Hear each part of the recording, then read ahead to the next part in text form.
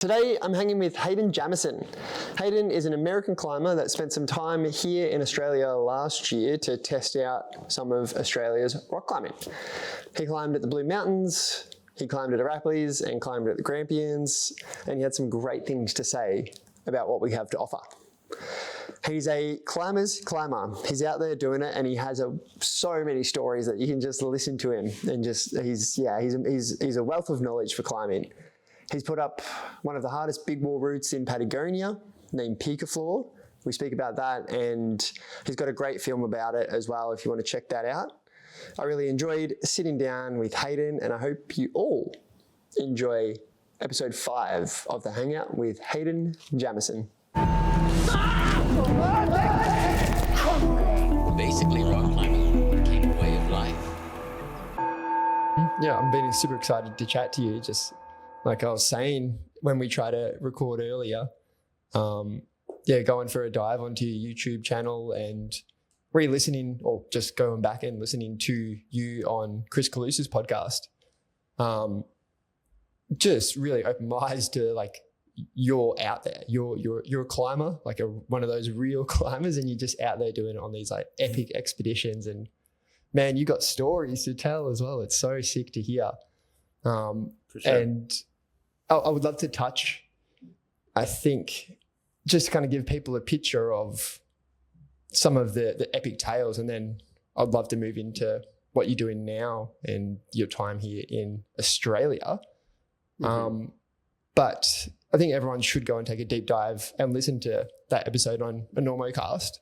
Mm-hmm. Episode 209, you go into the full details of this first Pakistan expedition that you go on to, and it's fucking wild, dude. Yeah, it's a proper sufferfest. Yeah, definitely. Yeah.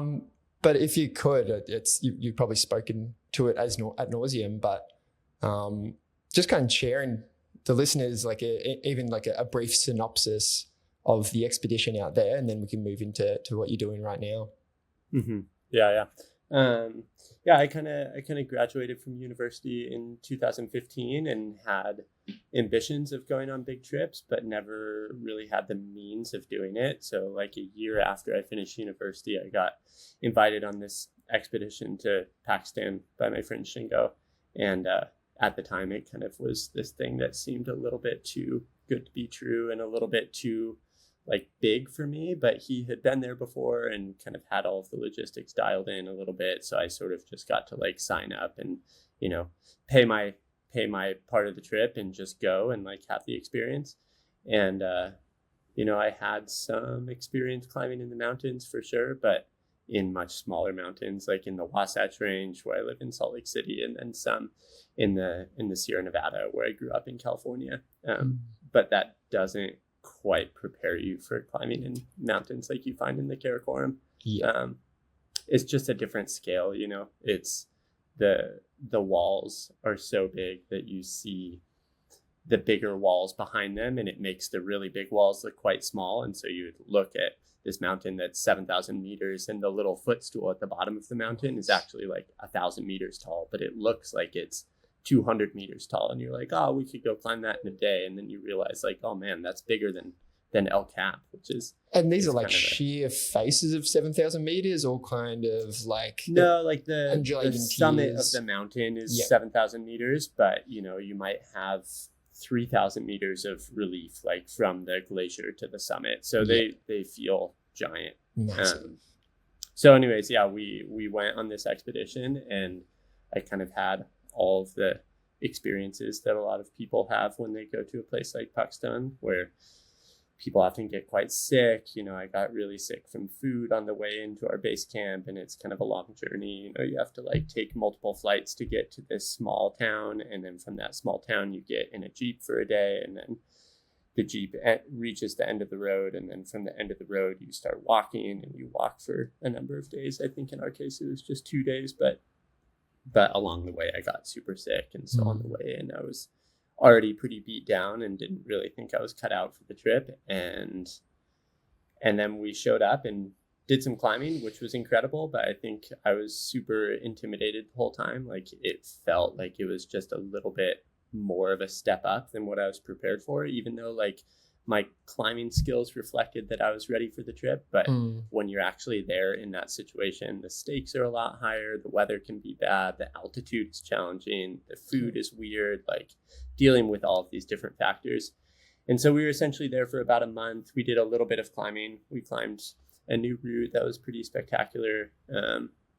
We repeated a couple routes that were really nice, and then we just had some bad weather, which happens there. And I think in the week or so of sitting in a tent in the rain, I got antsy, and we had a little break in the weather, decided to go for a hike. And on that hike, we were kind of checking out a new route that we thought we might want to do later in the trip.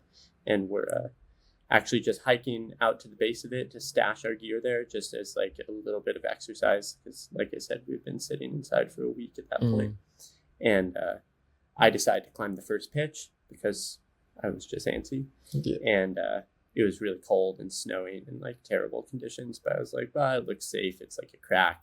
I'm going to be fine. You know, I'll fix the rope to the top of the first pitch. And then when we come here for an actual push, we can just like Jumar up the rope and continue up the mountain. And yeah, I got really cold and slipped out of that crack and ripped a piece of gear on the way down. I had like back cleaned a cam, so I had like a little run out, but I was only like 7 or so meters off the ground. So I ripped out this cam and hit the ground and broke my foot or my heel really badly.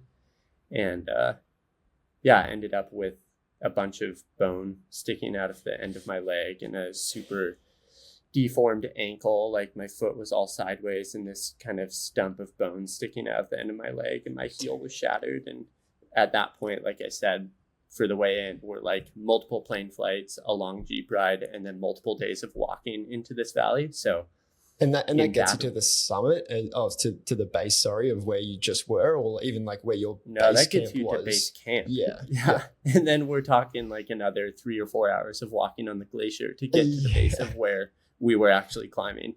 And so base camp, and we were the only team in base camp that summer. And yeah, and so it felt really isolating. And you know, at that point the weather is pretty bad. We're climbing somewhere between 5,000 and 6,000 meters, so you're pretty high, so it's really hard for a helicopter to land up there unless the weather is just absolutely perfect. So considering it was snowing, kind of the only option to get me out of there was to first get me back to base camp, which was kind of just me and my 2 climbing partners like shoveling me. I don't know, I got lowered down this giant snow gully, and then I kind of butt scooted across this glacier for 12 hours and kind of like hopped on one foot for a bunch of time. And my partners helped to carry me where they could, but it was such like rough terrain that it's not really that easy to carry somebody, because there's like crevasses and, you know, you're walking on ice. Even if you have crampons on, it's like, it can be pretty tricky.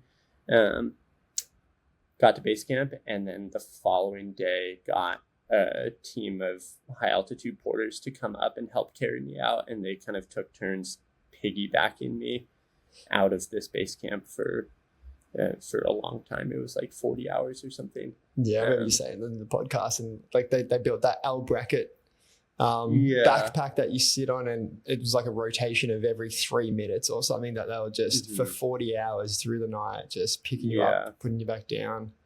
Obviously dealing with the altitude, it's so walked epic. me about 100 meters at a time. Wow.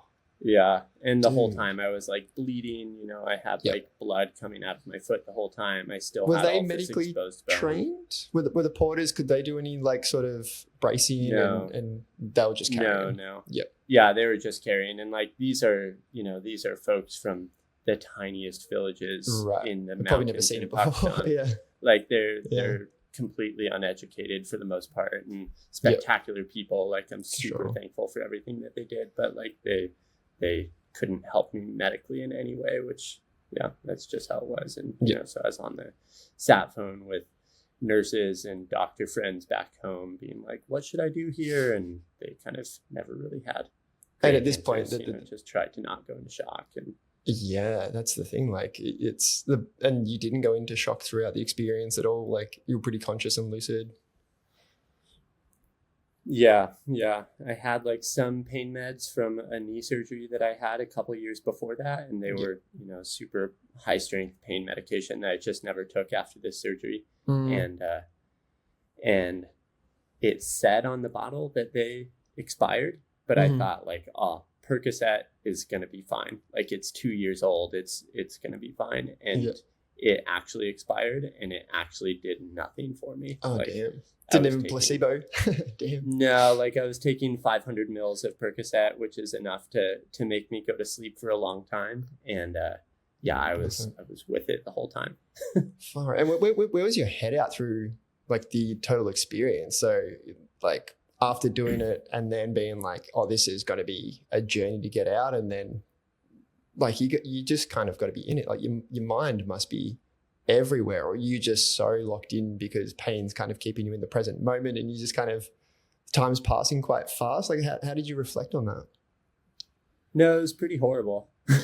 Like there was no like easy parts of that. You know, we had some lighthearted moments for sure, because there wasn't like, it wasn't excruciating every second of that whole journey, but there, for the most part, it was just like this really tough thing, because there was the real possibility that my foot was going to become infected. You know, there's the possibility that I was going to lose my leg. We had like spoken to a doctor, to my like primary care physician back in California, and he had kind of acknowledged the possibility that I would be coming home to have my foot or leg amputated. I think you said it was like a month after the accident that you were back either training or climbing, or maybe after like your surgery or something like that, I guess. I'm not...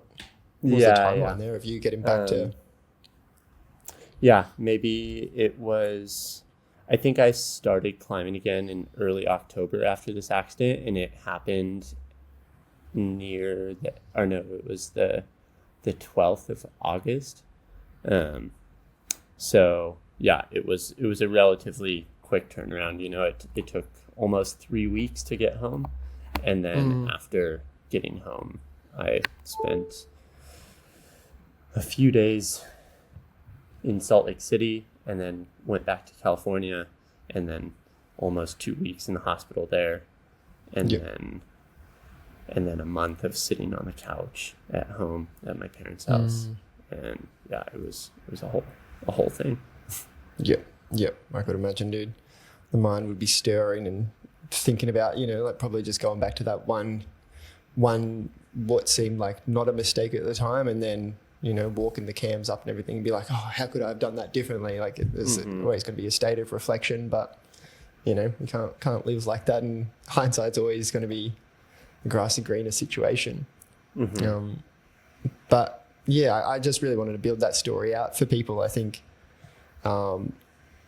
it shows that you're this well-rounded climber, going out on these international trips and all these epic expeditions that you've gone to many places in the world, and it brings you here. You now in Australia and climbing in Victoria, and you've been here. Have you been here for sort of like 3 or 4 weeks now, and just in Victoria, or have you been doing a full Australia tour? No, we arrived in Sydney when did I arrive? I think the 23rd of January. So we've been here for almost 2 months, or no, actually 2 months today. Nice. And we've been here for about a month now in Victoria. Yeah, awesome. And then I guess you came through the Blueies and worked your way down to here. Like you've got just yourself, or you've got like a climbing partner, a few of you doing the trip throughout? Yeah, so it's been kind of a funny like group of people, and I've been super lucky in the last 4 or 5 years to connect with some really cool folks that are super motivated to travel and climb around the world. And, you know, I think especially as I've gotten a little bit older, people kind of settle into career paths and family things, and all of that stuff is totally normal, and that kind of just hasn't been what I'm excited about. So it's been cool to fall into this group of friends that are supportive and excited about exploring new places, and kind of a lot of them I've been on a ton of trips with in the last couple of years. So on this trip, I'm here with mostly 3 of my friends, and we've purchased a few cars and kind of just been like traveling around Australia together doing our thing, but it's been between like 4 and 7 of us for the last couple months. People coming in and out, and Yep. yeah. Yep. Dope. And is it first time in Australia or climbing in Australia? Mm-hmm. Yeah. Cool. Well, that's like an interesting question for me as well, because I speak to other climbers that I've met overseas and everything, or even just listening to other podcasts, like American climbing podcasts, like the Nugget and stuff. Then they talk about the closures and the bans and everything in Victoria. But you've still made it here. Is there word over there that there is just like no climbing in Victoria, or like you've made the step out to kind of be like, let's just see what's out there and hopefully finding like, that there is still a lot of open climbing here as well? Yeah. I mean, we certainly did our research before we came over here. We didn't want to come over and go climbing if everything was going to be closed, and I kind of knew that wasn't the case. I have a handful of friends that live over here, and so I kind of had some idea of what was going on. But it has been funny, like the couple posts I've made on Instagram here about climbing at the Taipan wall, I've just gotten like a barrage of messages from people saying like, wow, I didn't know Taipan was still open, I thought it was closed. And so I think there's a lot of, maybe not misinformation, but there's a lot of trickery in what is actually to be trusted, because there have been a lot of posts out there. What's that?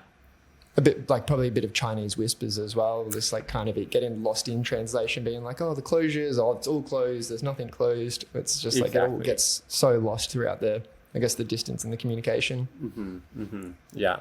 It seems super vague. So anyways, it had been a dream of mine to come and climb at the Taipan wall, especially for a long time. So it's been amazing to get to see that through. And I guess your original question was, what does it seem like over in the US? I think a lot of people are just unsure about what is open, what's closed. People don't really have, if you haven't been here, it's hard to have a reference as to where things are in relation to each other and like how that's managed. And it's been super interesting. Like I didn't know how close the Grampians and Arapalis were to each other. So it's been cool to get to see that like, oh, people like stay in the Pines and kind of commute out to the Grampians for a day at a time. And then there are a handful of people that stay in the Grampians, but it's much less of a scene because it's not as nice to stay out there kind of. And so it's been a whole interesting thing to come over and see it firsthand, and obviously to get to climb on these routes that I've heard about for so long. Yeah. Climbing on Taipan is for sure a dream of mine as well. Like, whereabouts did you hear about it? Like, what was the kind of like where did it all come from? Was it a video that you watched? Was it Sharma? Was it there's been a few famous climbers jumping on that incredible streak of black and everything throughout the Taipan wall? Yeah, certainly. I guess a combo of things. Like I don't really remember exactly what I saw first about climbing on the Taipan wall, but it probably was a combo of like Sharma doing Groove Train or Ben Kazi doing Groove Train. Maybe like I saw that video ages ago, and I know that's like a pretty famous video over here in Australia, like the cowboy hat and everything. Ultra Aussie. yeah, certainly. And then of course like these, the classic photo of Lynn Hill on Serpentine and all of these images that I've seen over the years. Like those are just going to draw any climber to want to come here. And then did it live up to your expectation first sitting underneath it and climbing on it? Absolutely. Yeah. It's so spectacular. I was just talking to a friend this morning at home and saying that it's like perhaps the best single cliff in the world. Like I think it's so special. Like every route has something really unique about it, and it's kind of extra special in that it requires a lot of you. Everything's a little bit scary, everything's pretty involved. You can't really just like show up and climb anything especially easy there.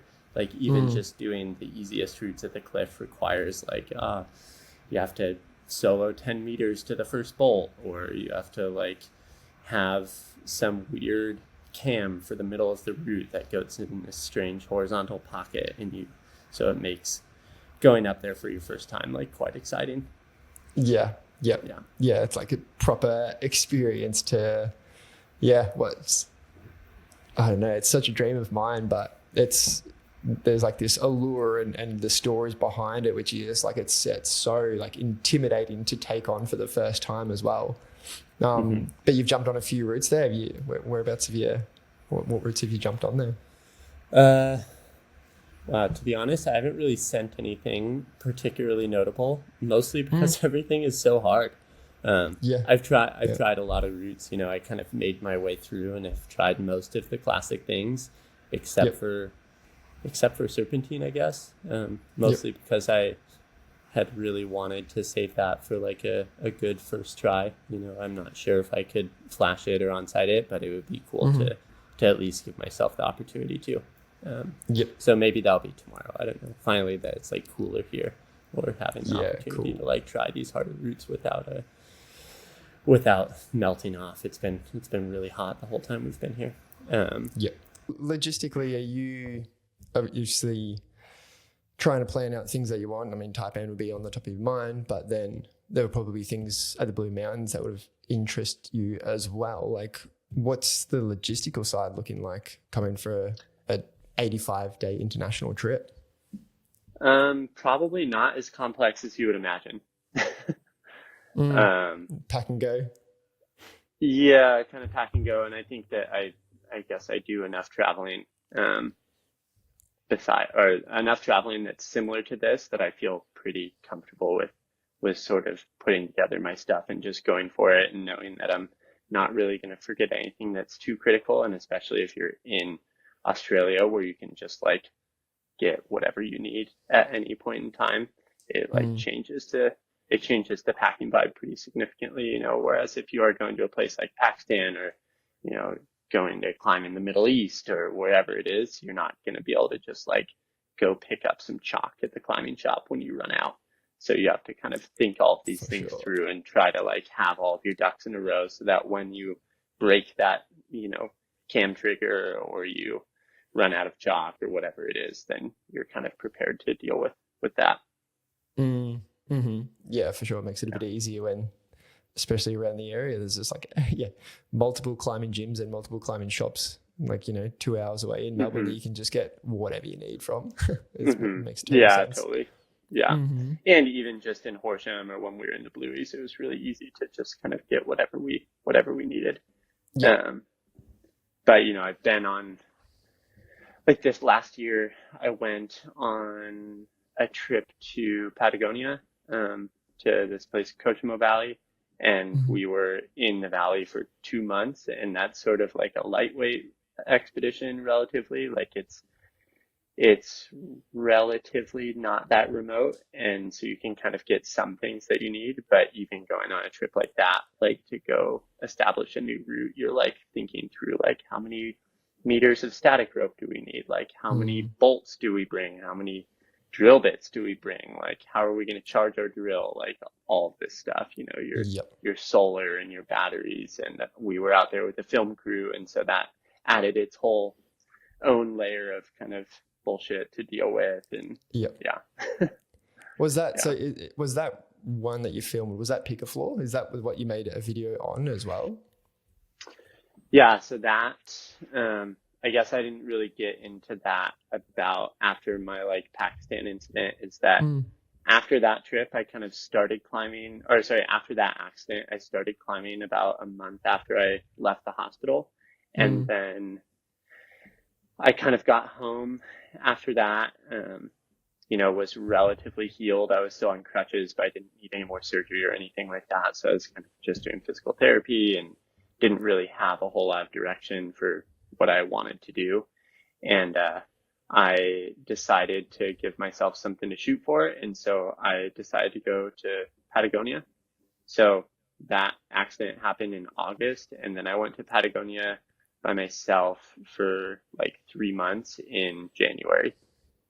So whatever that is, like 5 or 6 months. So to answer your earlier question about like how I got back into climbing, or how long it took to get back into climbing, that was about the time frame. Like I went to Patagonia to go like big wall climbing about about 6 months after that accident. After the actual accident. Man, that's so intense.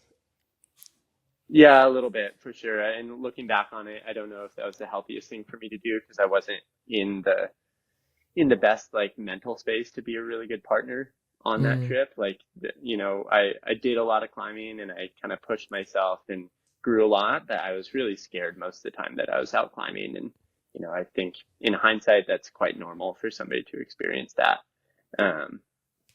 But it was just kind of an impulsive thing that I really wanted to continue to go out to explore. And I didn't really put any expectations on my climbing for that trip, but I knew that I kind of had to like get back out there and do something. And I think throughout the process of my recovery from that injury, having something to look forward to was very important to me. So yeah, I mean, that trip, and it ended up going extremely well. Like, it was a super fun trip. We ended up putting up a new route in Coachamo Valley. And on that trip, I ended up learning about this Picaflor route that, while I was there, this guy, different Tom, was, putting up the route, and him and his team would kind of go up and like siege on the wall for a week or 10 days at a time. And then they would come back down into base camp where all the climbers are hanging out, and they would just be frothed about how cool this route was. And they were so psyched about like this new amazing hard line in the valley. And they kind of weren't prepared to free climb on the thing, but they were opening it as a free climb. And I kind of had it in the back of my head for a bunch of years after that trip. Like, I wonder what it would be like, to go explore this route. Like, Tom was very sure that it would go free, and it climbs this spectacular 1,000 meter, or it's like an 1,100 meter wall. And so, yeah, I kind of had that in the back of my mind. And then in 2021, I ended up going out there with my friends Bronwyn and Danford and Tyler, and we tried to free climb the thing. Came really close, didn't end up doing it, and then I came back 2 years later again to do it. And that was this past March that we did that. So what you saw was the film from the second trip that I was out there, and then we went out there again this time last year, and we managed to free the thing. And yeah, it was an amazing trip. Yeah, it was awesome footage as well. It was so sick. And I enjoyed the way, like, I've never big walled. I don't know the logistics around big wall climbing, but like doing that sort of simultaneous sort of rope soloing your own crux pitches and everything like that. I found that kind of cool. If that's like a common thing in the big wall community, I'm not sure. But like everyone kind of got assigned their crux pitch, and like you'd kind of, when you're ready, everyone would drop down, and then you kind of get embelayed on when you're ready to send it after working the moves. And it's just like you kind of, at pitch 12, then you jump down to pitch 5, and you just kind of like ticking them as you go. I found like kind of like a fun, almost gamified version of big walling. Is that like a normal thing, or is that what you guys just decided to do? In the case of this route, like, we didn't actually know that it would go free, so there was a lot of just swinging around, and we were able to get the ropes to the top of the mountain pretty easily because the route is pretty safe and there are a lot of bolts on it. But beyond that, actually finding the path that the free climb takes is kind of a whole different challenge. And so we spent a couple days getting the ropes to the top of the mountain, but then once they were there, it doesn't really make sense to have somebody like belaying you the whole time as you're kind of pressing your nose to the wall and looking for a little crystal that makes this one move free climbable, So I think with new routing, that is quite a bit more common, because you just don't know if something's even possible. And that's like the exciting part of it, is getting to like really do your best to try to find a way. And especially on these super blank granite walls, it's so different from the stone here, where there's like obvious features and holds that you're going through. And there you can kind of just like crimp on a little 2 millimeter bump that sticks out of the wall because it's so low angle, and you can kind of use that to help you go up. So in general, I think with new routing, that is actually a really common tactic for people to like fix a route, especially when it's kind of at this like higher end of free climbing difficulty. But if you are going into a route like in Yosemite, for instance, where you know how difficult the pitches are, it might be a common tactic to work like a single pitch for a little bit of time, but you're not going to spend a bunch of time like, well, it's generally frowned upon to like fix ropes on, the nose, for instance, like something super popular like that. You wouldn't just go drop 500 meters of static rope down that just because you want to try the pitches. Like you'd be in everybody's way. Yeah, just cutting your line off basically for everyone else to try it. In our case, we're like on this route that's a 2-day walk from the nearest road, and nobody else is climbing on it for the entire season. So we weren't exactly like impacting anybody else's experience, but that's something definitely to take into consideration. You don't want to be out there like just fixing ropes and pretending that your experience is worth more than somebody else's. Yep, for sure. And there's a bit of like, there is a community out there as well. Like, is it kind of popping? Like how many people are out there at a time, like in season and everything like that around that Kuchmo area? There's a pretty big handful of folks that live out there full time, like small farming communities and these like campgrounds that have been established because of the climbing tourism, climbing and like hiking tourism that comes through the valley. But maybe throughout the season, if I had to guess, I would say there's somewhere between 100 and 300 climbers that come through the valley, and maybe about half of them or a third of them are staying for like a prolonged period of time.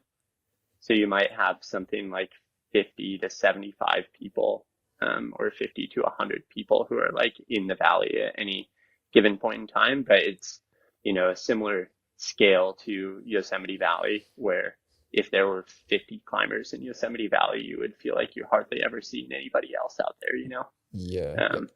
Like in our experience out there, on this last trip, when we actually managed to free climb this whole route, I think we actually only saw 2 other climbers the whole time we were out there. Oh, wow. And they had come to climb some arbitrary other route on the wall that like doesn't get done very often at all. Yeah. Epic.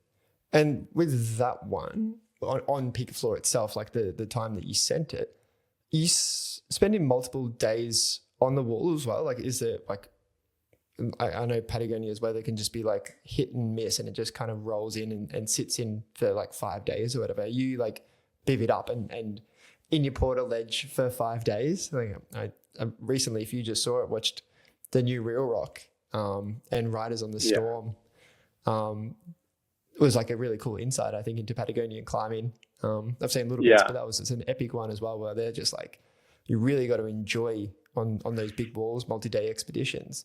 You really got to enjoy the doing nothing. Like you can't leave your porter ledge. It's having a snowstorm outside, and they're just kind of spending 5 days in with their other bunkmate. Like, is that a similar experience for yourself as well? How you dealing with the time spent in porter ledges?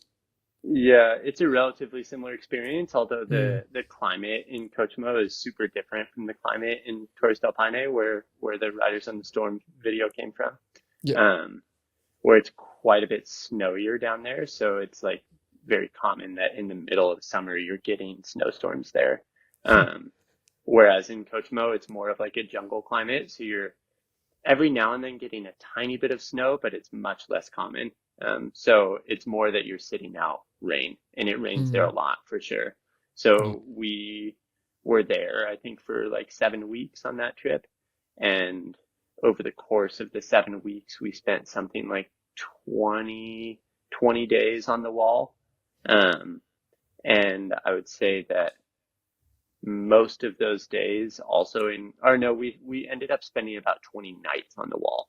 Yeah. And that route is set up quite well, that about 400 meters off the ground, there's a big ledge that you can sleep on, and it makes it really easy. It's like a fully unroped, unharnessed ledge. Like it's a big comfy thing that you can like walk around on and, have space to yourself. So you're not totally confined to a porter ledge the whole time. Right. Yeah. You're not zipped in. But for the most part, we had ropes fixed to the ground underneath us. So if we only had a weather window of 1 day or 2 days, we would go up, Jumar up to our high point or wherever we wanted to on the route, and like spend some time rehearsing some crux moves or figuring out where the line was going to go, or adding a bolt or doing some cleaning or whatever it was, and then we would kind of just like bail and go weather a storm in our tents in the base camp. But we did end up spending about a week on the wall during our like free push. So we spent a month or so kind of prepping the wall and getting ready for a free push on it. And then once it was myself, my friend Jacob Cook, and my friend Will Sharp, and Will's actually here with me right now in Australia. Once we all felt ready for our push, we spent like a week up there. And we actually weathered some really intense weather while we were there because we wanted to do the route in a push. The idea was to like go up there and stay up there, like not return back to the ground until all of us had freed the route. So we brought about 10 days of supplies with us. And we ended up sitting through a couple storms that were like 30 or 40 millimeters of rain. And it was just like raging weather. And that was when we were like sitting in our portal ledge, but on a ledge for, 1 or 2 days at a time.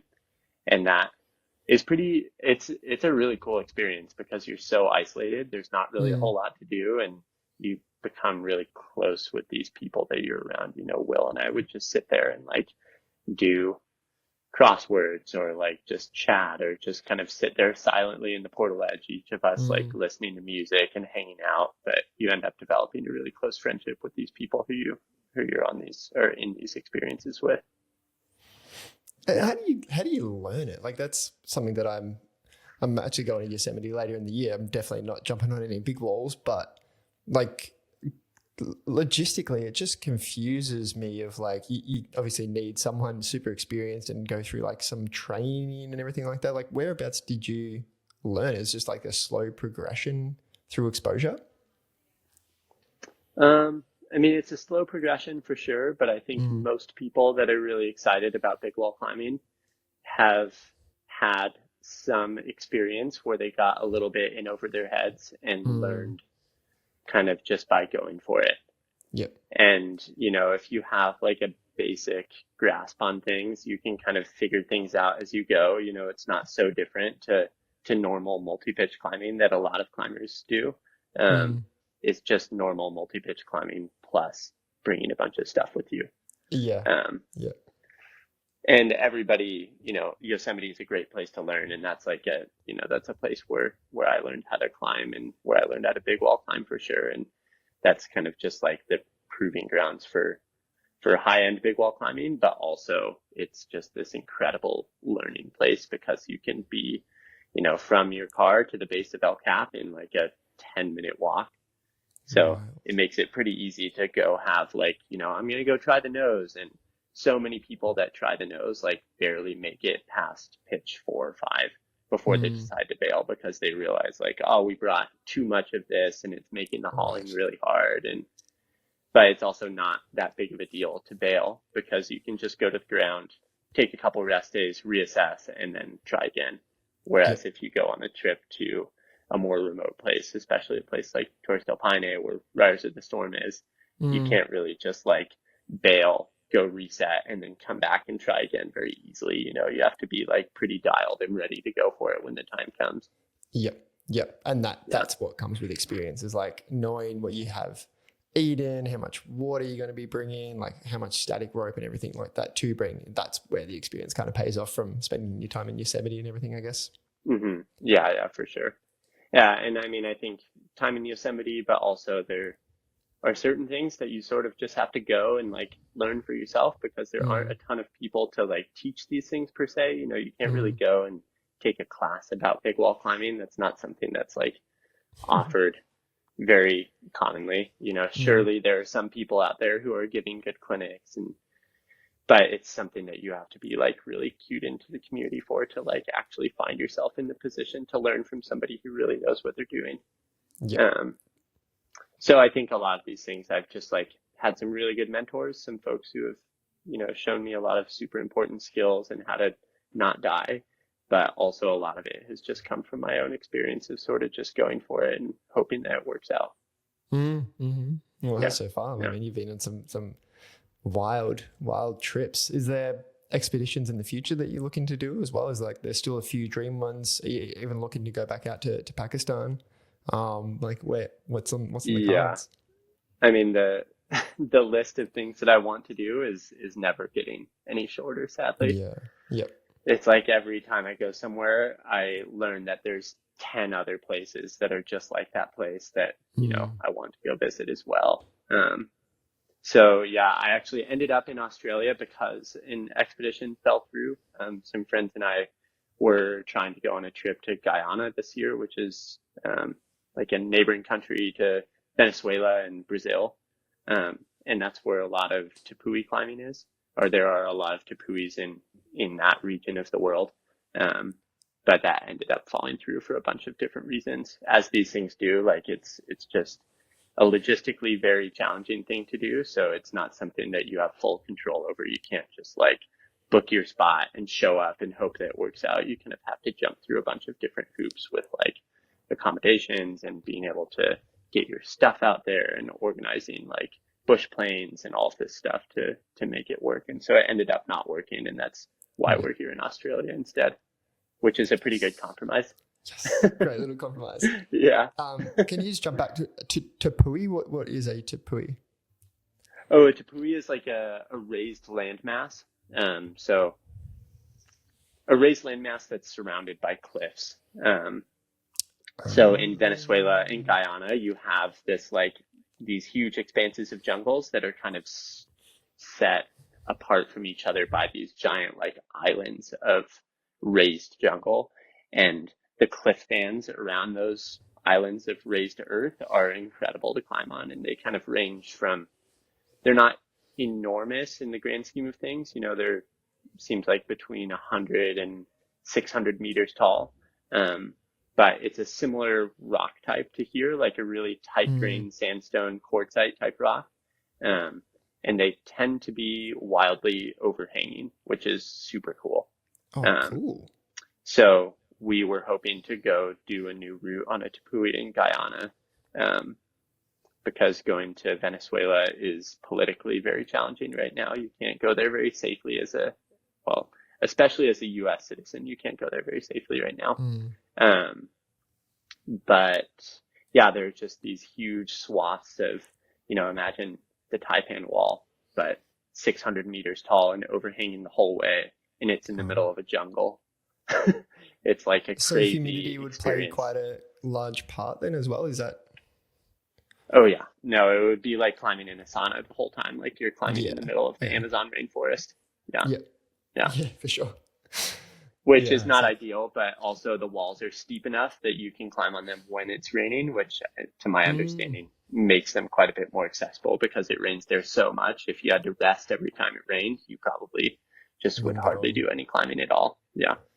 Man, there's just so much out there. It's just just so wild. Have you got like a life list, to like these like a top 3 things, or is it just too extensive for yourself in terms of even single pitches, big walls, multis? Yeah, I mean there are a bunch of I do have a life list for sure. 10 of a them bunch are of routes on Taipan, yeah. Yeah, exactly. I mean, man, actually the route that is literally at the top of my list is Groove Train. Yeah, and I think it's on top of mine as well. Yeah, for sure. So it's pretty sad to not get to climb on that on this trip, but that's how it goes. But yeah, I mean, as far as more adventurous like exploration trips go, I have so many places that I want to go visit, and I'm kind of just trying to like work my way through them as I can. And it's hard to find partners for these things all the time because you want to go with people that you really like and people that you get along with really well, but but also people who have like the climbing skills that complement your own, and people who you're confident they're going to make good decisions when it comes to a moment of something that's like dangerous, or even just in the traveling side of things, like traveling with people who are really comfortable being in uncomfortable and weird situations is invaluable. So it's been, I think the folks who I'm here with right now are some of those people for me. And obviously being in Australia isn't like the biggest cultural shock, compared to going to a place where you don't speak the language at least. But these are the folks that I want to be traveling with in a place like Guyana, where you have to go and like bribe a chief to be able to cross their land, to be able to access the Tupui, that kind of thing. Like you kind of want to have some really trustworthy folks on your team for that kind of situation. Yeah, I actually took some inspiration of your. It was your male climbing partner on that Picafloor video. I think what was your two partners, male and female, that you had? What were their names? Yeah, the guy's name is Danford. He's South African, and then Bronwyn is the woman's name. She's actually the wife of the guy who I went down with on the third trip this past year. Cool. Jacob Cook is his name. Yeah. Awesome. Yeah, I remember Bronwyn speaking and saying that he was just like this. He's the guy that you want on one of those trips, and it's just like him. She takes a little fall on her crux pitch, and he's just like ultra motivating, just high vibes. He's like, that was incredible. That was amazing. He's like constantly like one of those. He just seems like that genuinely like just psyched in it, positive kind of dude. Which I'm like, I definitely need more of that. Like, just on Sunday, Monday climbing with my belaying partner. Like usually just like, oh, come on, mate, get it. Yeah, you've got it. Send it. But this time I was just like really trying to like harness his energy and bring that into the climbing space as well, especially when we're taking like 2-hour rests in between burns. Just sitting down and really trying to like hold that positivity for him, but also for myself as well, and not try and find that negative space to be like, I'm not sure if I can do it, but like that's fine. Like everything is a positivity. There's success in all. Like we walked away. We spent 2 days on this route that we've been trying to get for a bit, and I got high points. I found new beta, and didn't get the send. So like walking away with that mindset of being like so successful. Like that was such a successful trip for me. I didn't get it, but I've never been that high on the route before. That was awesome. And then finding at least this nuance now on the climb has been super incredible. And I know we're probably going to go back next weekend now. Totally. Yeah. Danford is like, I think I speak for a lot of people when I say this, like one of the best climbing partners you could ever ask for. He's just so supportive and like, a really spectacular person to have on your team if you're out on a big route, and it's not, he's a spectacular climber himself. He's really good at just like getting things done, and he's a really good like aid climber and speed climber and quite a good free climber as well, but it's kind of less about having the strongest person on your team necessarily and more about having somebody who you just really like being around, and somebody who is going to support you if things are not going so well, and somebody who, if you're sitting in a tent with them for 3 days as it rains, you're not going to like murder each other. It's, you see those like belaying partners just out and about every now and then, and you're like, I couldn't be climbing with you. Like whether they're conscious of it or unconscious of it, they're just kind of like barking at each other and just being like, just go up, get the next hold, just go up. And you're like, that's not unless that's what they need. Like maybe that's what they've spoken about, but I need like all that positive reinforcement that I can get. Yeah, for sure. Totally, for sure. Yeah. Sorry. Oh no, that's it. I didn't have anything to say. You go ahead. Yeah.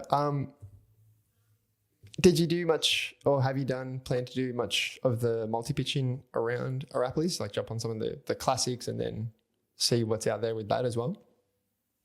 I'm trying to think if we've actually, of my team, a few of us have done some multi-pitches, but we haven't done anything like, they've mostly been like super easy, just going to do some of the like classic mellow things, just because the easy multi-pitch climbing and just climbing in Arapiles in general seems to be where the place shines. Like going out and climbing like grade 10 or whatever, grade 5 to 15 routes is like spectacular. It's really fun. Even if you're just going and like soloing, it's so awesome.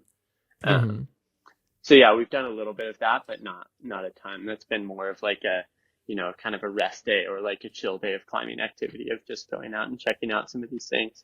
Yeah. And touching on soloing there, how much do you get into soloing? Like what's your process there?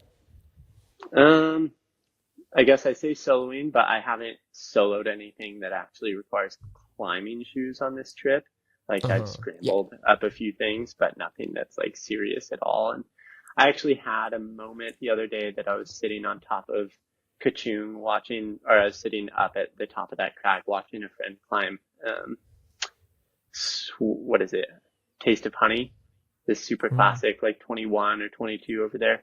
Anyways, and I had climbed Kachung a previous day and had like a serious moment of considering soloing it, and sat up on the top of it for a little while and was like, do I want to? Do I not want to? Ultimately decided that I did not want to, or my head wasn't like quite in it. I didn't want it to be a spontaneous thing. But yeah, I actually don't really solo all that much. You know, there's like a certain level of risk that I'm fine taking, and I'm like quite comfortable climbing without a rope up to a certain extent, as anybody is. You know, everybody has their own threshold for that. But for the most part, it's not something that I'm super interested in. You know, you asked me earlier about how that accident kind of changed me as a climber. And I think in a lot of ways there are in a lot of instances, there are these moments where you get to decide whether you want to take a little bit more risk or take a little bit less risk. And it's quite in your control for the most part.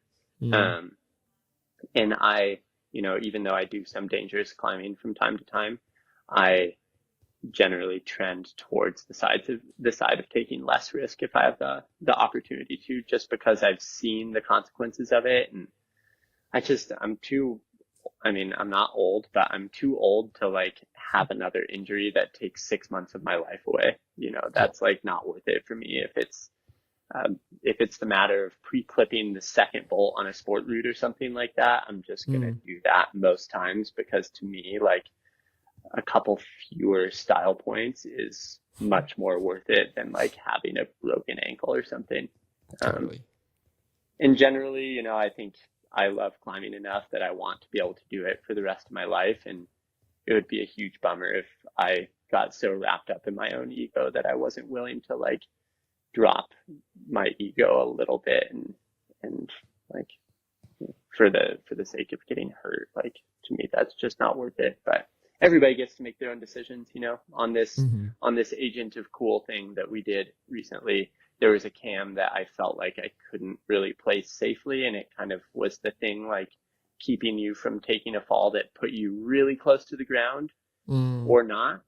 And I ultimately decided to pre-place the cam, even though it kind of like took away some of my style points from the route, to like climb this spectacular like 8B trad route and have a pre-placed cam in the middle of it. Doesn't feel great all the time, but at the same time, it's like, you know what, that's kind of just worth it to have this thing that's like very cheap insurance that's going to keep me from taking a ground fall like 100%.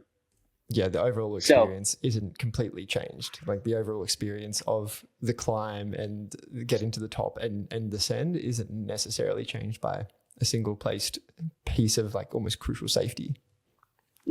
Yeah, and there's always the argument to be made that it really fundamentally alters the experience of climbing a route. But I think everybody has a different desire for their experience on a rock climb, and ultimately mine is to have this like really incredible physical and mental challenge and getting to find this moment of flow and focus. But if it comes at the cost of me like having to hang it out there and potentially really injure myself, then I'm just not so interested, unless it's a route that, you know, really means a lot to me. And in that case, sometimes I am willing to like hang it out there a little bit.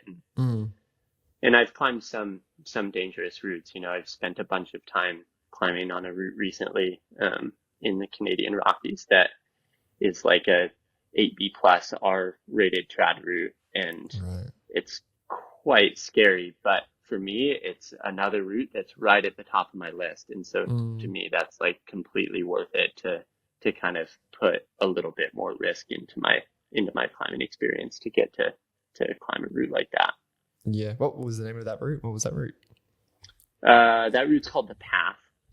It's a famous sunny trotter route at a crag called Lake Louise in Alberta.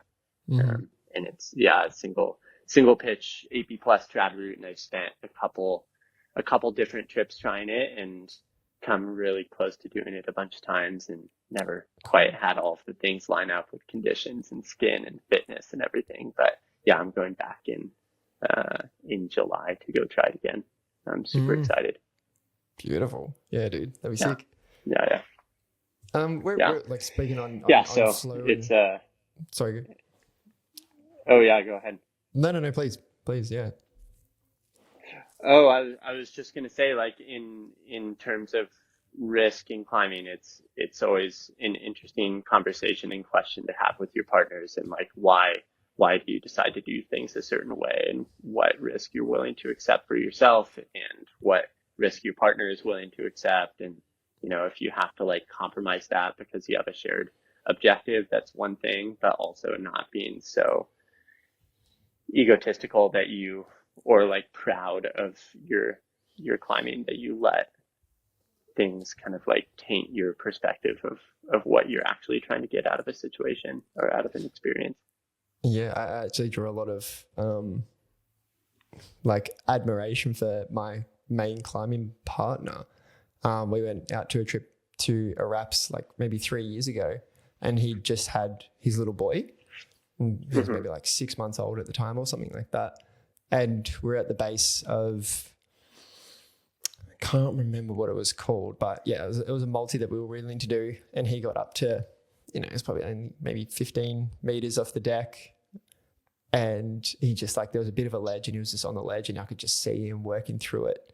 And he's like, I don't think this risk is worth it for me at the moment. He's like, I've got a 6-month-old boy, and just like watching him process it through his mind. And, we've done multis before, we've been to raps before, we've done it, but now like his responsibility changed, but like risk versus reward has completely shifted from time to time. And now it's just like, there's so much more on his plate, and to watch him go through the process and end up like backing out of the climb and being like, all right, well, we're just going to hang up trad gear for a moment, just until things feel a bit more secure for him and everything like that as well. And for him to be able to do it and not just like push through and like, he weighed it up and was like, this isn't worth it for me. So it'd be for him to be able to push through that and just keep on going. Who knows, like with you dealing with that mindset, or with him dealing with that mindset, what that could have resulted in. Like he just would have been dealing with fear and everything the whole way through. But yeah, ended up bailing on it. And I have so much admiration for him to like assess the risk and then really pull out where he's just like, I'm not in this. I'm not here. Like and we ended up going to Gramps and had a great trip at Gramps, just doing some singles. It's a forever changing boundary, I think, of weighing up risk. I'm sure, every climb has its own risks, and some are just like so minimal on sport routes, and some are, super extensive on some of the ones that you're talking about, like the little run outs and everything like that on an EP+. Pretty wild. Yeah, totally.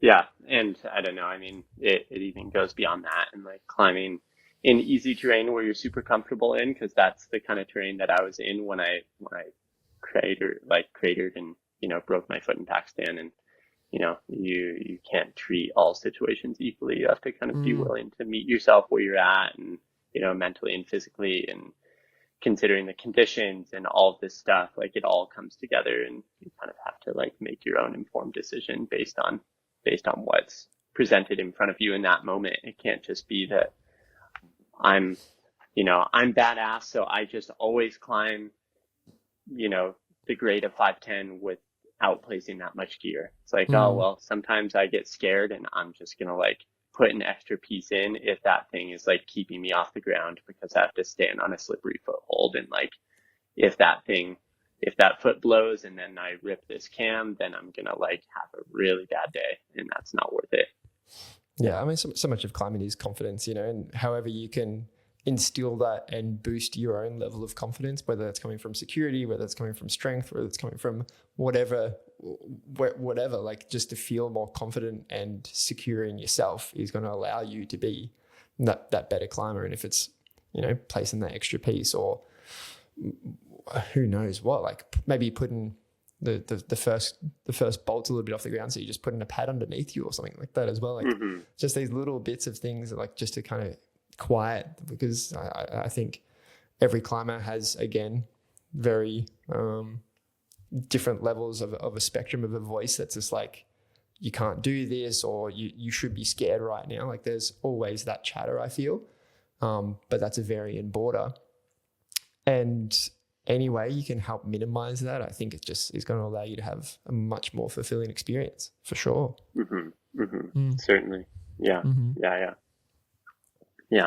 It's been an interesting conversation to have with my partners, and especially as we go on these more adventurous trips where you realize that there's much less room for error with these things. Like you kind of need to practice your decision making skills so that when you find yourself in a situation where the consequences are quite high, even if the difficulty is relatively low, you're kind of making the most informed decisions that you can, and not, putting yourself out there in a situation where you're going to like ruin this whole trip because you just want to go for a little run out.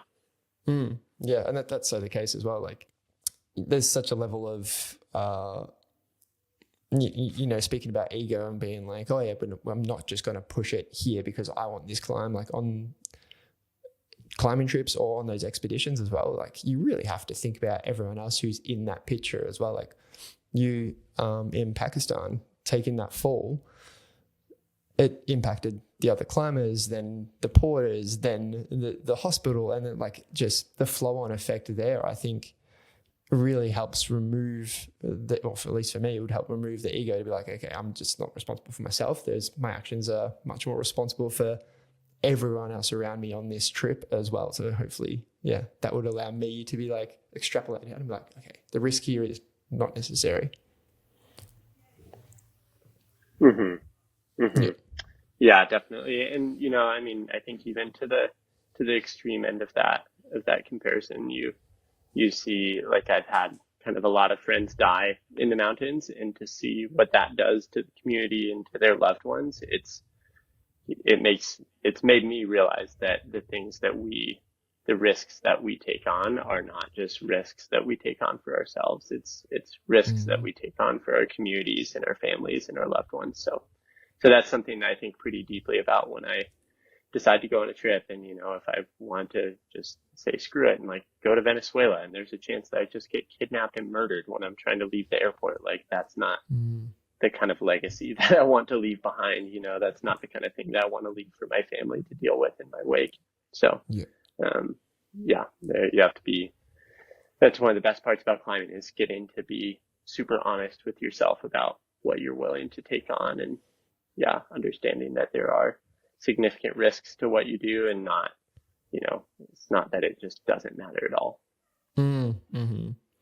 What is your mindset around climbing like? Like I find it such a unique position to really like bubble, not necessarily maybe some demons, but just like that negative, or like these negative beliefs of myself. Like it really allows them to bubble up to the top and deal with them in probably like the most controlled way, because fear brings certain things out, or even just the ability of failure brings specific things out. And then you can deal with them in a much more controlled fashion than in like, say, like a kidnapping situation like you were just speaking of, or like something that's like much more serious, and then having to deal with it when it's an uncontrolled situation. How do you feel around the mind when it does have that sort of chatter? Like, do you find it, I'm not sure what my question is really, but like just your mindset around climbing, how much have you feel like it's helped you just in your own like personal journey and personal life?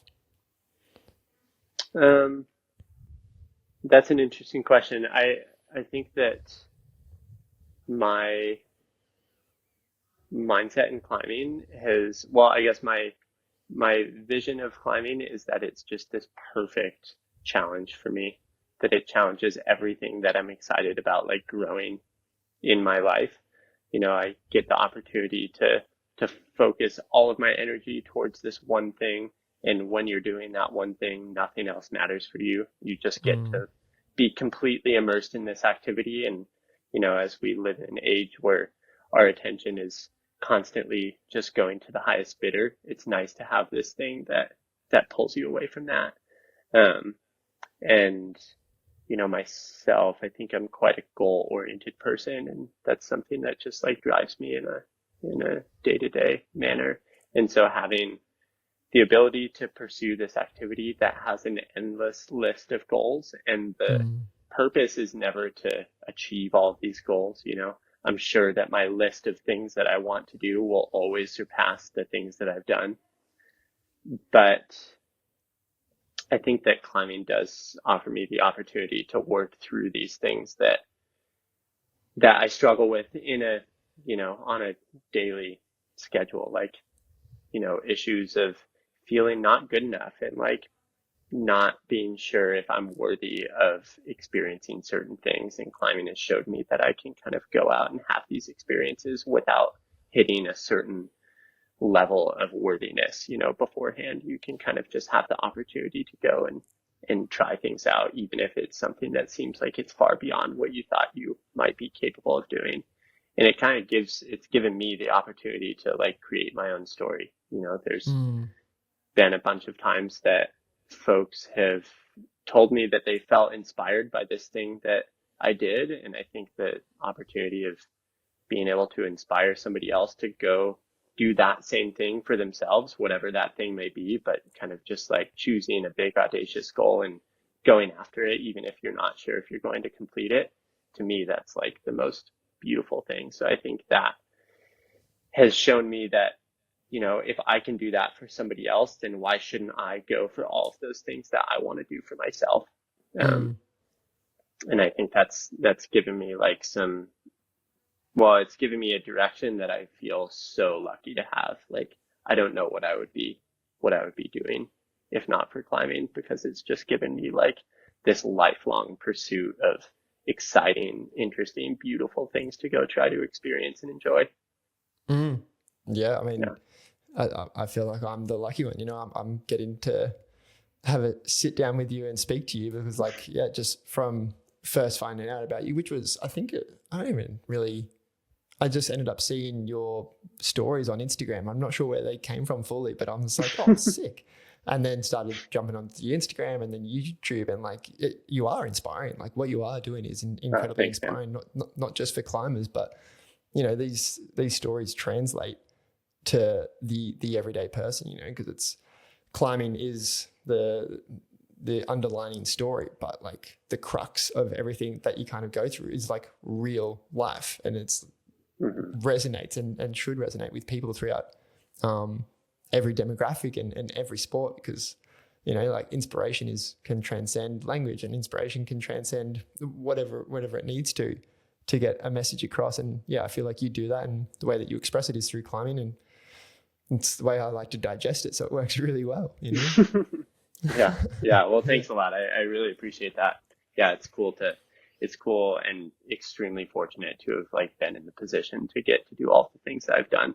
And I've certainly set up my life in a way that sacrifices a lot of creature comforts that a lot of people have, things that I wish that I had. Like up until pretty recently, I lived in a car for about 10 years on and off, so that I could like have the money to be able to go do these things.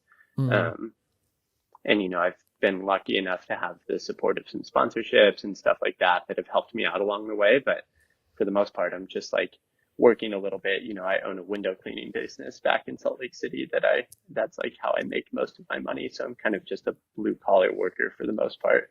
But it's been incredibly lucky, like the opportunities that I've gotten along the way to go experience some of these things and visit these places that I've dreamed of going to visit, but have not had the opportunity previously. So it's cool to just be out there enough to be receiving these opportunities and getting to see these places and go do all these things that I've wanted to do, trying to fill my life with exciting experiences.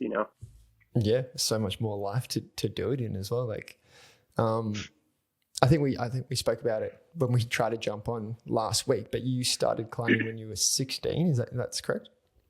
Mm-hmm. Yeah, more or less. Like, 15 or so. About 15 years. Yeah. Awesome.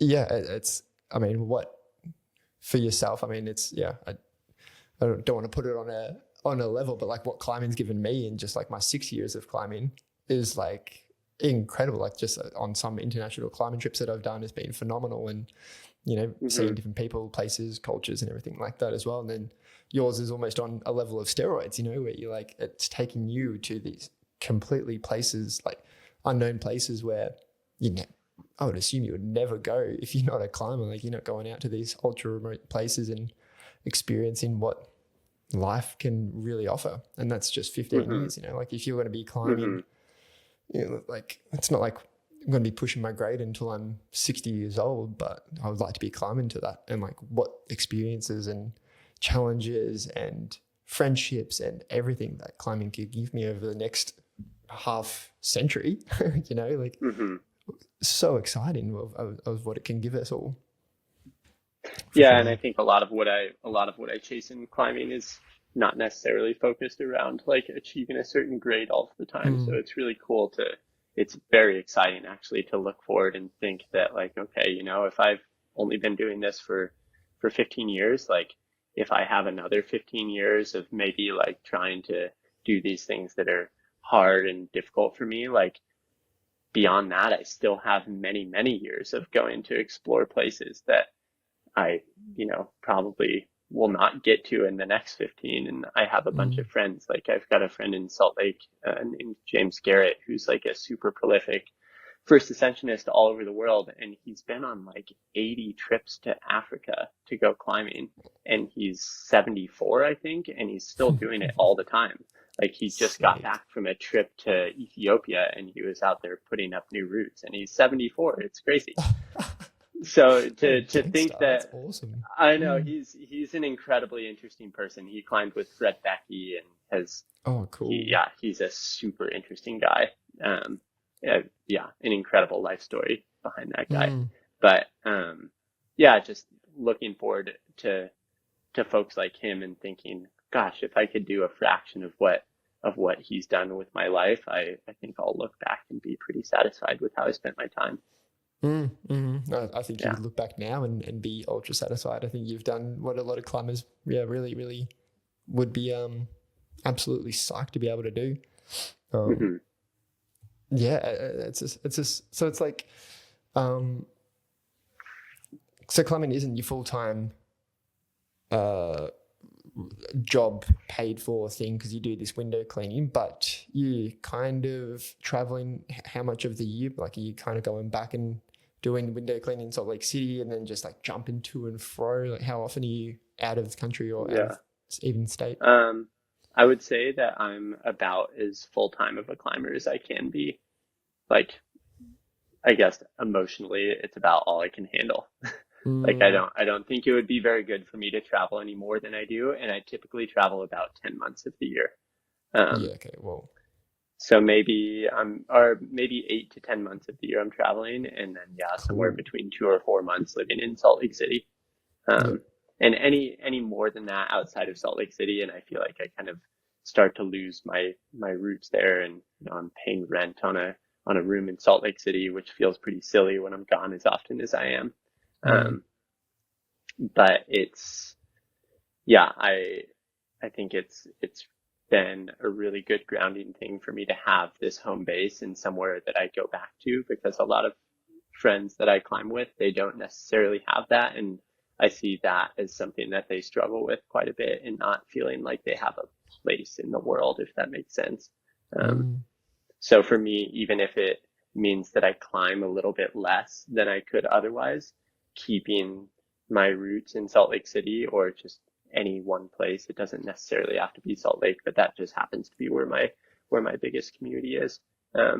Keeping my roots there has been a really healthy thing for me, and using that as a bit of a base camp to go back to, and knowing that I can get in on a red-eye flight at 3 a.m. and go home and just crawl into my bed and have a good night of sleep is a really comforting thing.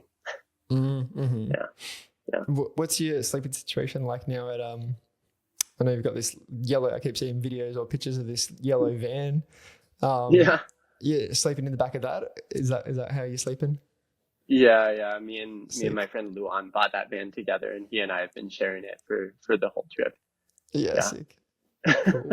It's been great. It's so awesome. Like, I was just kind of lamenting the fact that type of car doesn't really exist in the US. Like, it's the whole van market in the US is super expensive and kind of a pain to like get a van for any less than like, you know, $30,000 or $40,000. And we showed up in Sydney, and the same day that I arrived in Sydney, we spent $5,000 on this van, and it's just everything that we need. It's perfect. Yeah, amazing. Dude, filled I it with wish a it was bunch the of. same. We filled it with a bunch of like kitchen stuff from, you know, from an op shop, and that's kind of, and bought a propane stove, and that's pretty much it. Like there's nothing fancy, just a little futon bed that he and I have been sharing, and it's perfect for what we need. Yeah, I wish it was the same the other way around. Like when I fly to America later this year, I've been looking at like trying to hire a van or even like a Jeep with a rooftop tent, and it's astronomical. Like they're just knowing people are flying into LA and then taking cars out to all the parks and everything like that. And it's so expensive.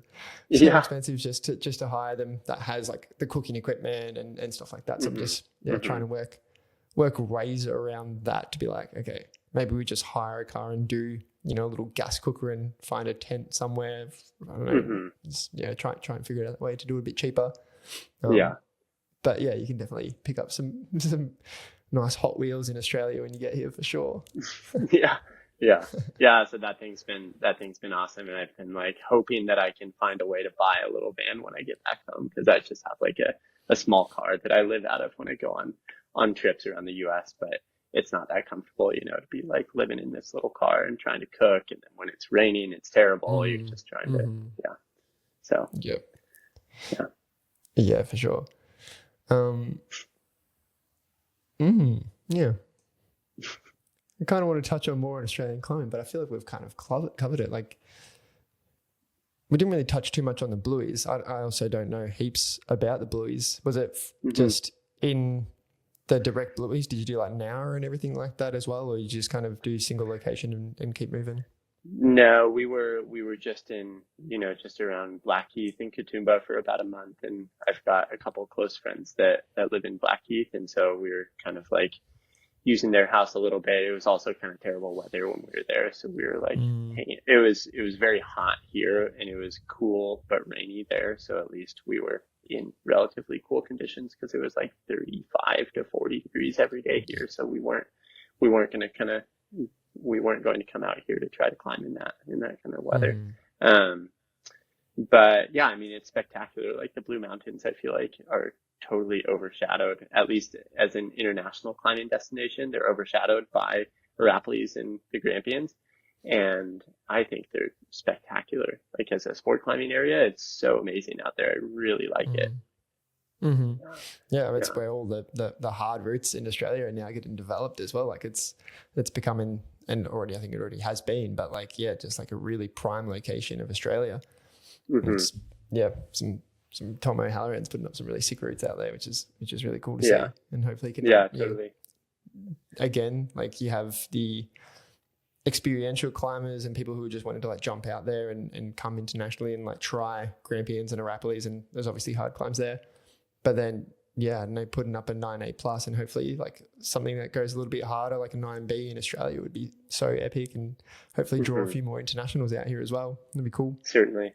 I mean, we'd be showing up to crags in the Blueies, and we would be the only Americans there, and people were just like so excited that we were checking out these places and asking us like, you know, what have you done so far and where have you visited? Oh, I love that crag, isn't it amazing? And you know, the number of times I've heard people say like, what do you think it actually, like, how good is this climbing actually like compared to the rest of the world? And I'm like, yeah, you know, it's just as good as anywhere else I've been. Like it's spectacular, you know, any other like climbing destination.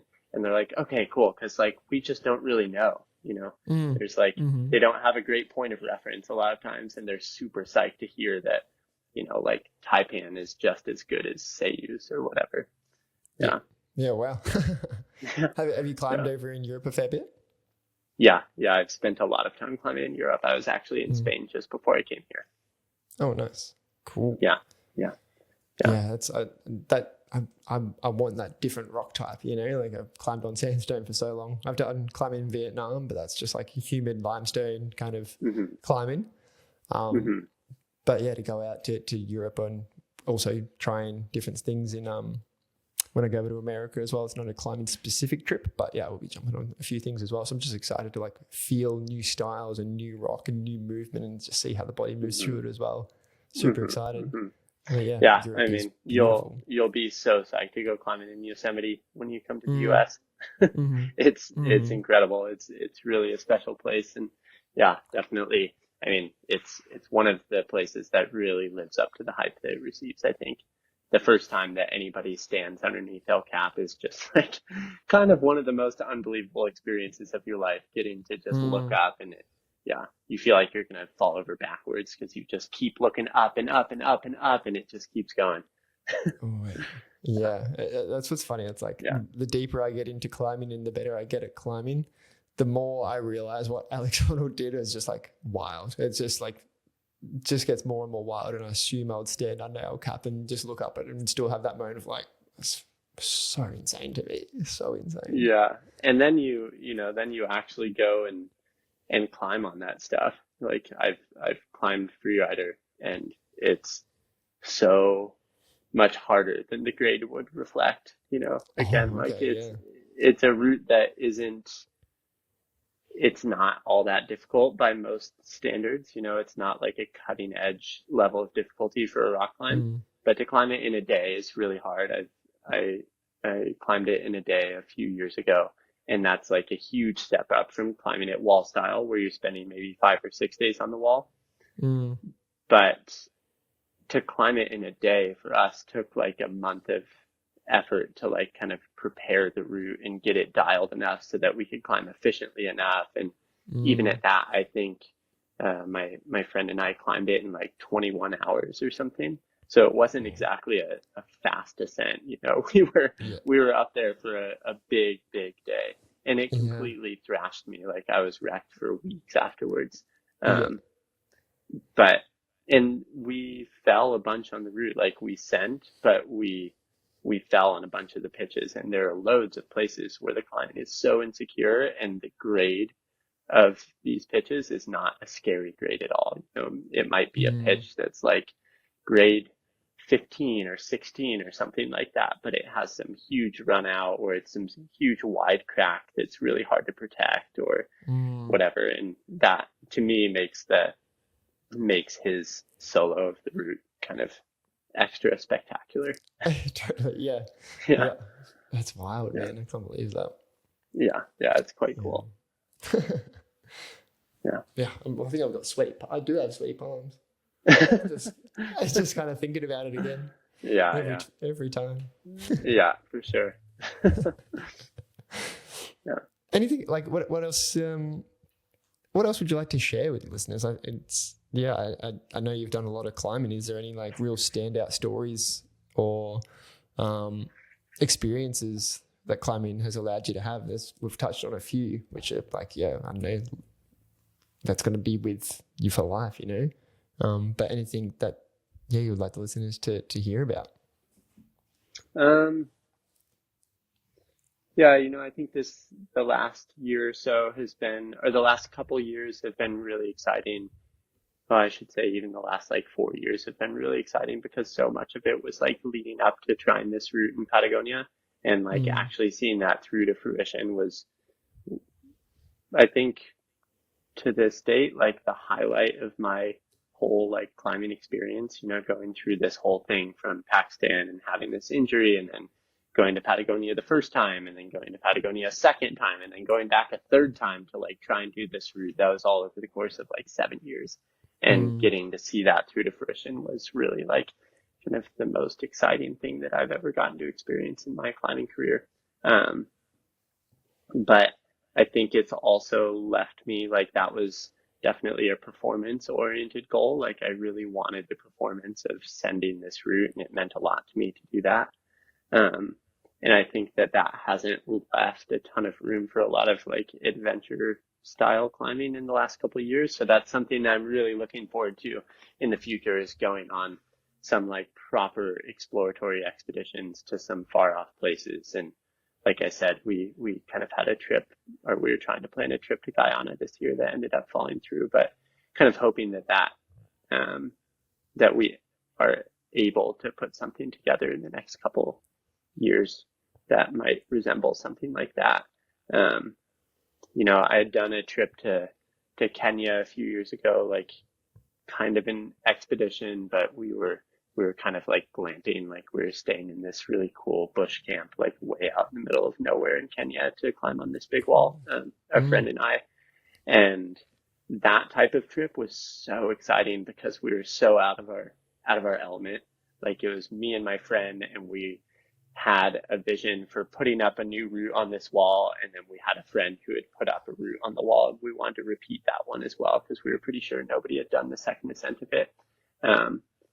And the trip was just such an ass kicker, like being in this totally foreign environment where, of course, we don't speak Swahili, and then we're surrounded by these crazy, like a bunch of different tribes and and indigenous folks there that are just like, they have all these cultural differences to us that just makes you feel like you're on another planet, which is really cool. And then the wildlife is super different, and you're always worried about getting bitten by a black mamba or charged by a herd of elephants, or like your stuff getting stolen by a monkey. That kind of thing is pretty exciting to me. And that trip left us with some really cool stories. Like we had pretty terrible weather. We were there. It was really rainy. We were there for about a month, and it rained like 20 days or something. So we didn't actually end up doing a whole lot of climbing on the trip. But like I said, we were staying in this cool bush camp that was run by a handful of young Kenyan people, and a couple of the guys from the camp ended up inviting us to be a part of this this like coming of age ceremony in one of the local villages. And you know, this village has like 50 or 60 people. Like it's a small group of like grass huts in the middle of nowhere, like proper middle of nowhere, many hours from any real civilization. And it was a coming of age ceremony for these young boys, for these like 14-year-old boys that were turning 15. And it was like a circumcision ceremony that we went to. That was pretty wild. Like this thing that people don't get invited to very often. It's not something that they're like very comfortable with outsiders being a part of, but because we had been in this camp for so long, we had like become really good friends with these guys, and they're like, you should come to this thing. And part of the whole ceremony was this giant slaughter of animals, and they killed a bunch of cows and goats for everybody to eat. And I mean, this is like a really very intense situation for my friend and I. Like neither of us had like hunted before or anything like that. So we're kind of just like sitting around as like dozens of cows and goats are all being killed simultaneously. And a big part of this ceremony is that everybody drinks the blood from the necks of these animals as they kill them, and start drinking blood for the neck of this goat as it's like laying there dying, like actually still alive, and kind of had to just like sit there and go for it. And those, you know, those kinds of experiences, that's the kind of thing that sticks with you. And, you know, like you were saying earlier, there's climbing really is just this vehicle to get to experience all of these things. And, you know, that was a situation where we went there for a climbing trip, and the weather sucked, and we didn't do a whole lot of climbing, and we basically didn't achieve any of our goals, but we got to have the most spectacular cultural experience. And that's something that, you know, you'll never get to replace. So yeah, that's, you know, I'm looking forward to more of those in the coming years, I hope. I think I've got a trip to Brazil lined up for the fall, and another trip back to Patagonia this coming January, I think, and hopefully some stuff in between here and then. Yep. Yeah. Epic, dude. To go back and just touch on it, what was the texture like of the goat's blood? Like, it was not good, man. It wasn't good. It wasn't like okay, I see this experience. I know what this is about. I was trying to be as open-minded as possible, and it was not. The whole thing was just too visceral for me. I mean, it was like actually drinking out of the jugular of this goat as it's like sitting there bleeding to death on the ground. and you like get your face in there, and I came up and my mouth was just like covered in blood, and it's like it's pretty gnarly, man. Yeah, That it's sounds like gnarly. I'm certainly, I eat meat and I'm not a particularly squeamish person, but that one had me just like right on the edge. Yeah. Yeah, 100%. That's Yeah. wild. Yeah. Yeah.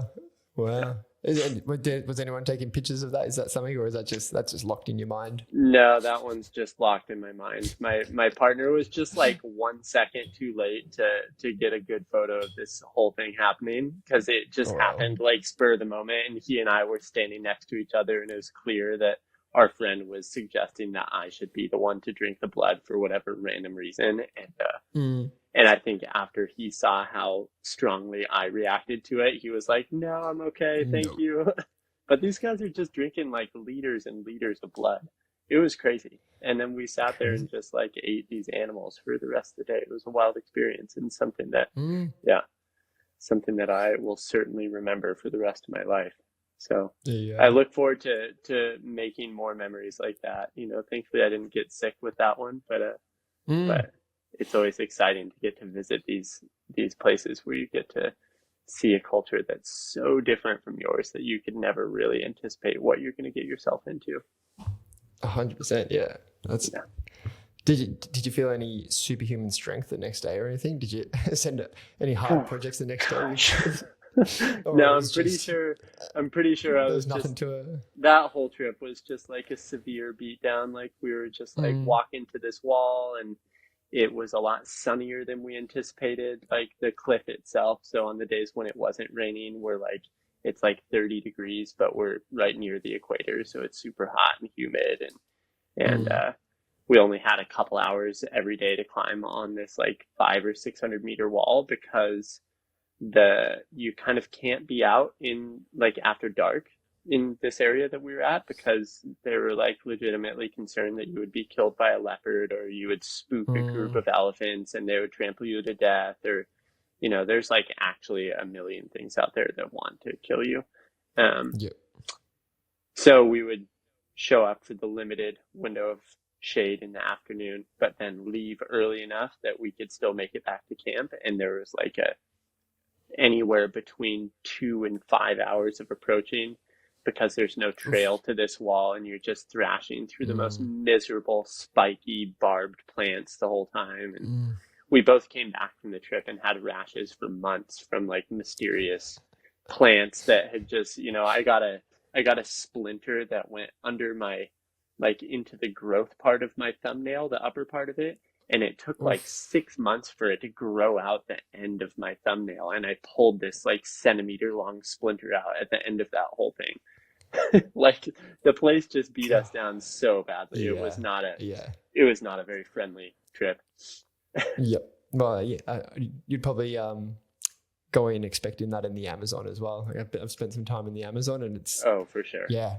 Pretty treacherous terrain. It feels like everything's got its own defense mechanism. Like every leaf is serrated, every trunk is thorned. It's just like, this is gnarly, man. Yeah. So as weird as it sounds, I'm actually really looking forward to some more climbing like that in my future here. Getting to go visit some places that people really have not explored before, or it's been like limited how many people have been there. So I'm super excited about that opportunity. Beautiful, dude. Yeah. Well, it's been an absolute pleasure. It's been a bit of work to get this thing done, but we have done thanks for the patience. No, thank you for the effort. Like, you've gone above and beyond to make this happen. And I hope it's been a really insightful conversation for me, and to learn about all these new places and maybe end up on an expedition myself. I think would be epic to do. Yeah, that would be cool, man. And hopefully have you back in Australia and jumping on Groove Chain and clipping the chains and doing what you want to do. Yeah, I hope that the rest of that cliff opens up. It would be really cool to get the opportunity to climb over on that right side. It's so beautiful. I've been sitting there just like looking at it this whole trip. So hopefully one day. One day, dude, 100%. Lovely. But yeah, you are an inspiration. It's been awesome to chat to you. And really, really do appreciate everything that you've done to make this thing happen. It's been a bit of work. The people listening, there's going to be obviously a fair few cuts here and there, I think, because the internet's dropped out a few times, but we've made it happen. And I really enjoyed chatting to you, meeting you and hearing your story, mate. Likewise, you're a climber and you're out there doing the climbing. And I really appreciate you shining a light on it and bringing your insight and knowledge and wisdom and everything to the listeners. Yeah. Can you hear me, Tom? It wouldn't be a proper end to the podcast if it didn't cut out like 3 seconds before you were done talking. Basically rock